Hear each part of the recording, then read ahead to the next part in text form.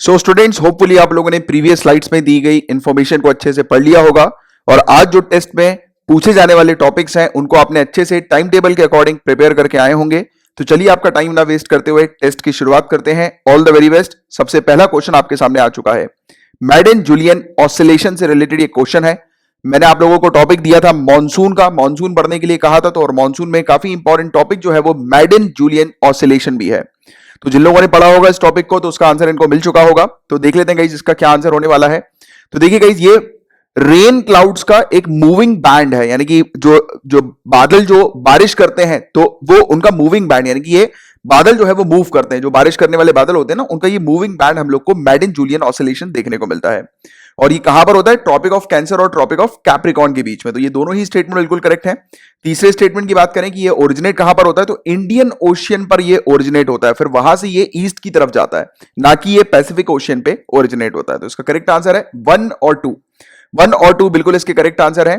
और जिन लोगों ने मैडन जूलियन ऑसिलेशन नहीं पढ़ा है, इस टॉपिक को अच्छे से जाकर पढ़िएगा, क्योंकि इससे रिलेटेड एग्जामिनेशन में क्वेश्चन आने के काफी ज्यादा चांसेस हैं।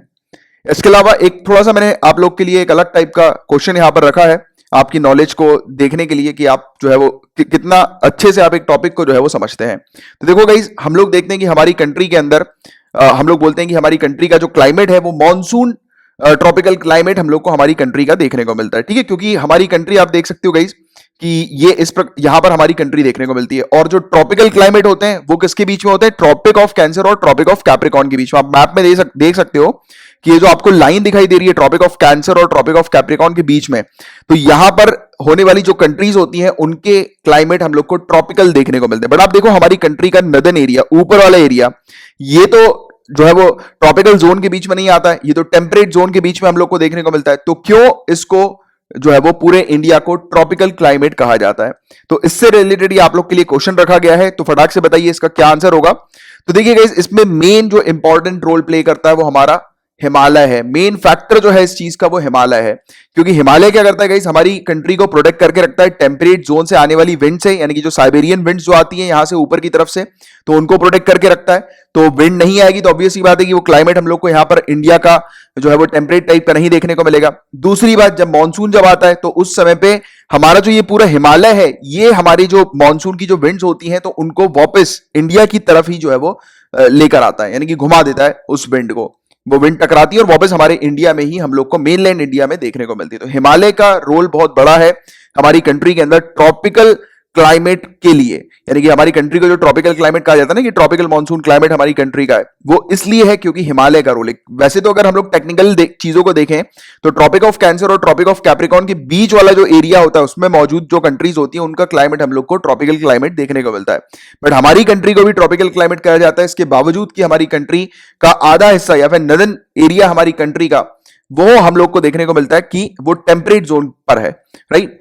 तो वो इसीलिए क्योंकि हिमालय इस प्रकार का ट्रॉपिकल मॉनसून क्लाइमेट जो है वो यहां पर इंडिया में क्रिएट करके रखता है। तो ये वाली चीज जो है गाइस, ये इवन मेंस में भी पूछी जा चुकी है एक बार इससे रिलेटेड क्वेश्चन, कि हिमालय जो है वो मॉनसून को लेकर कितना ज्यादा रोल प्ले करता है। तो ये एक बड़ी चीज, और क्लाइमेट को लेकर हिमालय का क्या रोल रहता है, तो ये मेंस में भी आ चुका है ये वाला टॉपिक। तो इसलिए मैंने सोचा कि इस प्रकार से आपको एक टॉपिक जो है वो पूछा जाए।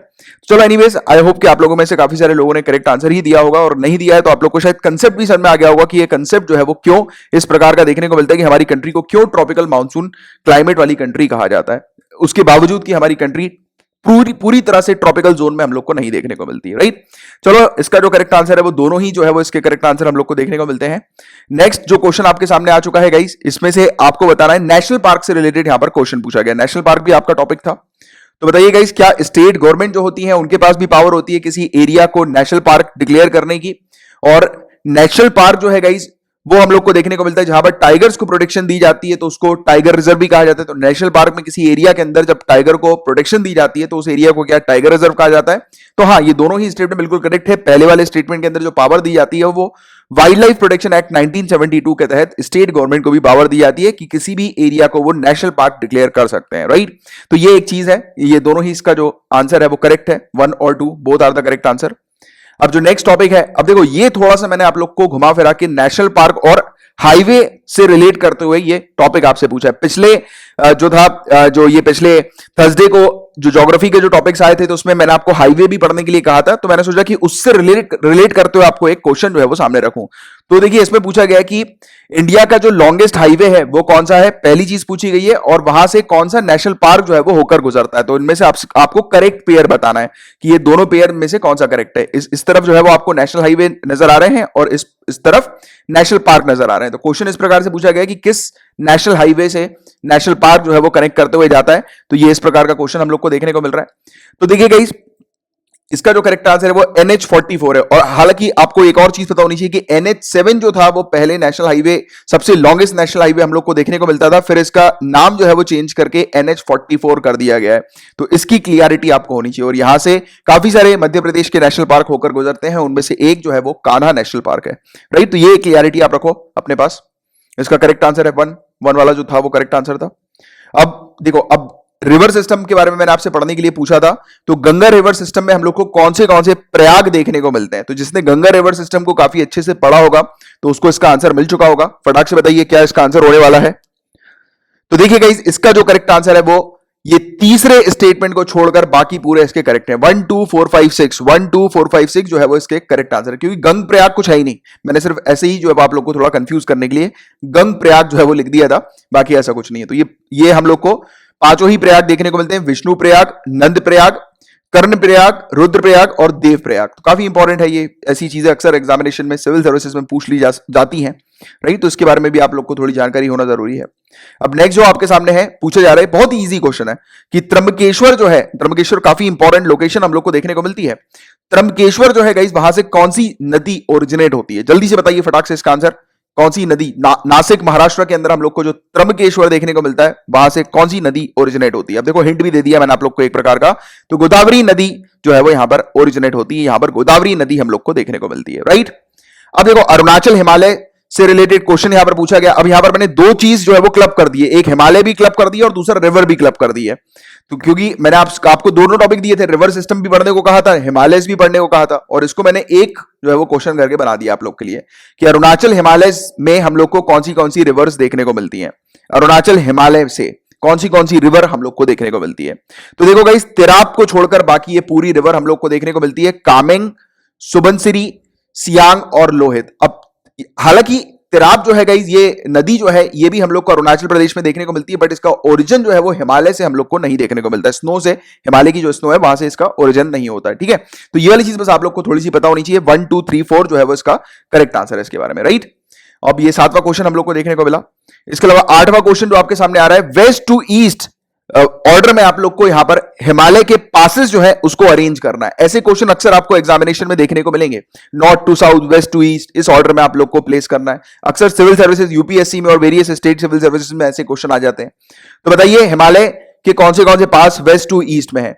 तो जिसने पासेस को गौर से देखा होगा तो उसको इसका आंसर मिल चुका होगा। और काफी इजी चीज मैंने आपसे पूछी है, हालांकि कुछ दिनों पहले हम लोगों ने लिपू लेक के बारे में भी बात करी थी, आप लोग को याद आ रहा होगा। तो इसके बारे में काफी सारे लोगों को इसका आंसर करेक्ट मिल ही चुका होगा। तो देखो गाइस, बोलन जो है वो सबसे वेस्ट में हम लोग को देखने को मिलता है, लिपू लेक जो है वो सबसे, मतलब इन चारों में से सबसे ईस्ट में हम लोग को देखने को मिल रहा है। उसके बीच में पीर पंजल और रोहतांग हम लोग को देखने को मिलते हैं। तो हम लोग को एक चीज तो क्लियर हो गई कि 2 और 1 जिस स्टेटमेंट में होगा वो स्टेटमेंट करेक्ट होगा, और 2 और 1 सिर्फ एक ही में है, वो हम लोग को 2 3 4 1 देखने को मिल रहा है। जिन लोग को ये पीर पंजल और रोहतांग के बारे में ना भी पता हो तो भी वो 1 2 को देखकर अंदाजा जो है वो लगा सकते थे, राइट। क्योंकि सभी लोग जानते हैं रोहतांग पास, सभी को पता है यार, जो भी लोग जो है वो कुल्लू मनाली जाते हैं तो ऑब्वियस ही बात है कि रोहतांग पास तो उन लोग को जाने का मन करता ही है, राइट। तो ये वाली चीज जो है वो इस प्रकार की आप लोग को थोड़ा एक आइडिया होना चाहिए इसके बारे में, और पासेस जरूर अच्छे से जो है वो देख कर रखो, इससे रिलेटेड अक्सर एग्जामिनेशन में क्वेश्चन आ जाते हैं। अब 9th जो क्वेश्चन है वो आपसे रेड लिस्ट से रिलेटेड क्वेश्चन है, बट इसमें मैंने आपको IUCN के बारे में भी कुछ जनरल जानकारी आपसे पूछी है, क्योंकि रेड लिस्ट के बारे में पढ़ रहे हो तो ऑब्वियस ही बात है IUCN के बारे में थोड़ी सी डिटेल में आप लोग को पढ़ना था, और टॉपिक भी मैंने आपको IUCN रेड लिस्ट का दिया हुआ था। तो international union for conservation of nature ये रिलीज करती है रेड लिस्ट, तो हाँ ये बात तो बिल्कुल पक्की है, सभी को पता है। दूसरी बात इसके अंदर और क्या लिखा है, रेड लिस्ट के अंदर क्या होता है, तो ऐसे प्लांट्स और एनिमल की स्पीसीज होती हैं, ऐसे फ्लोरा और फौना की स्पीसीज होती हैं जिसके ग्लोबल कंजर्वेशन स्टेटस यहां पर हम लोग को रेड लिस्ट में देखने को मिलते हैं, ठीक है। तो इसका पहला स्टेटमेंट जो है वो बिल्कुल करेक्ट है। IUCN का क्या हेडक्वार्टर पेरिस के अंदर है, तो नहीं, आईयूसीएन का हेडक्वार्टर जो है वो स्विट्जरलैंड के अंदर है, ना कि पेरिस के अंदर। तो ये चीज आप क्लियर रखो। और गाइस एक छोटी सी मुझसे गलती हो गई है, इसमें मैंने सिर्फ वन स्टेटमेंट जो है मुझे लिखना था, मैंने वन नहीं लिखा है, ये गड़बड़ हो गई थोड़ी सी, यानी कि यहाँ पर 1-2 आ गया है वन की जगह, क्योंकि ये पहले मैं ये सोच रहा था कि ये वाला स्टेटमेंट आप लोग को क्लियर करके दूं, मैंने कि सही स्टेटमेंट रखूं यहाँ पे। फिर मुझे लगा शायद जो है वो काफी सारे लोगों को शायद इसके बारे में पता नहीं होगा, हेडक्वार्टर के बारे में, और लोग गलती करेंगे, बट मैंने यहाँ पर एक गलती कर दी है। इसका करेक्ट आंसर वन ओनली होगा। आई नो काफी सारे लोगों ने सही आंसर लिख दिया होगा कमेंट बॉक्स पे, बट इसका जो करेक्ट आंसर है वो वन ओनली है, ना कि 1-2, क्योंकि स्टेटमेंट में थोड़ी सी यानी कि ऑप्शंस में मैंने थोड़ी गलती कर दी, उसके लिए माफी चाहता हूं। राइट, ये वाला क्वेश्चन का आंसर सभी को बोनस मिलेगा, जिसके गलत भी हो गए वो उसको भी बोनस मिलेगा। ऐसा करती है ना सिविल सर्विसेज कभी कभी। और गाइस देखो, इसकी जो लिस्ट होती है उसमें हम लोग को 6 कैटेगरी नहीं 9 कैटेगरी देखने को मिलती है, 9 कैटेगरीज हम लोग को देखने को मिलती है। ठीक है, तो ये वाली चीज एक आप लोग को पता होनी चाहिए, और ये आपके लिए बोनस क्वेश्चन बन गया। इसका आंसर जिन लोगों ने गलत दिया है उनका भी बिल्कुल करेक्ट इसका आंसर होगा। ठीक है, और देखिए इसका तो आंसर भी मैंने जो है वो नहीं दिया था यहाँ पर स्लाइड में। अब देखो ये वाला जो क्वेश्चन है, इनमें से आपको करेक्ट स्टेटमेंट बताना है। यहाँ पर कुछ चीजें जो है वो करंट अफेयर से रिलेट करते हुए मैंने आप लोग से पूछी है, तो इसका आंसर बताइए। आईयूसीएन की रेड लिस्ट से भी कनेक्ट किया हुआ है मैंने, यहाँ पर नेशनल पार्क से भी थोड़ा क्वेश्चन जो है वो कनेक्ट किया हुआ है, और करंट अफेयर से भी कनेक्ट किया हुआ है। तो अफ्रीकन चीता जो है गाइस वो क्या इंडिया के पालपुर कुनो सेंचुरी जो कि उत्तराखंड में है वहां पर इंट्रोड्यूस की जाएगी क्या? अफ्रीकन चीता को इंट्रोड्यूस किया जाएगा क्या? तो ये वाली चीज बताइए। इसके अलावा चीता हमारी कंट्री के अंदर पूरी तरह से लुप्त हो चुके हैं क्या? इसके अलावा चीता जो है वो आईयूसीएन की रेड लिस्ट में क्रिटिकल एंडेंजर्ड कैटेगरी में है क्या? जल्दी से बताइए इसका क्या करेक्ट आंसर होगा। तो देखो गाइस, पहला अगर जिन बच्चों ने वाइल्ड लाइफ सेंचुरी अच्छे से पढ़ा होगा तो उनको ये वाला आंसर तो पता लग ही चुका होगा कि ये बिल्कुल गलत होना है, क्योंकि पालपुर कुनो सेंचुरी ये मध्य प्रदेश के अंदर है, ना कि उत्तराखंड के अंदर। राइट, तो ये वाली चीज बिल्कुल आप क्लियर रखो। ये वाला स्टेटमेंट गलत हो गया। अब पहला स्टेटमेंट गलत हो गया तो हमारे पास एक ही आंसर बचता है, वो है 2 और 3। 2 और 3 जो है वो बिल्कुल करेक्ट स्टेटमेंट है। चीता हमारी कंट्री के अंदर पूरी तरह से लुप्त हो गए थे, और क्रिटिकली एंडेंजर्ड कैटेगरी जो है आईयूसीएन की रेड लिस्ट की, उसमें हम लोग को चीता देखने को मिलते हैं। राइट, तो इसका जो करेक्ट आंसर है वो that is 2 and 3। 2 and 3 is the correct answer. और आप में से जिन भी बच्चों ने का टेस्ट जो है वो अभी तक इन्होंने फिनिश कर लिया होगा, तो फटाक से अपना स्कोर नीचे कमेंट बॉक्स पर लिखकर बताइएगा। और अगर आप नए आए हो उस चैनल पे तो चैनल को सब्सक्राइब कर लो। यहाँ पर डेली करंट अफेयर्स हम लोग प्रोवाइड कराते हैं, और डेली बेसिस पर आपको टेस्ट जो है वो प्रोवाइड किए जाते हैं एडवांस में टाइम टेबल देकर। राइट, कि एडवांस में आपको टॉपिक्स दे दिए जाते हैं जिनको आपको प्रिपेयर करना होता है, और उसके अकॉर्डिंग फिर आप टेस्ट देते हो। तो बस गाइस इतने ही थे आज के लिए टॉपिक्स, और इस लेक्चर को जो है वो शेयर कर दीजिएगा जितना हो सके उतने। और अच्छा लगा ये पूरी टेस्ट सीरीज तो लाइक जरूर हिट करके जाइएगा, और कल की तैयारी करके आइए अच्छे से। तब तक लिए bye bye, take care, have a great day ahead, Tata.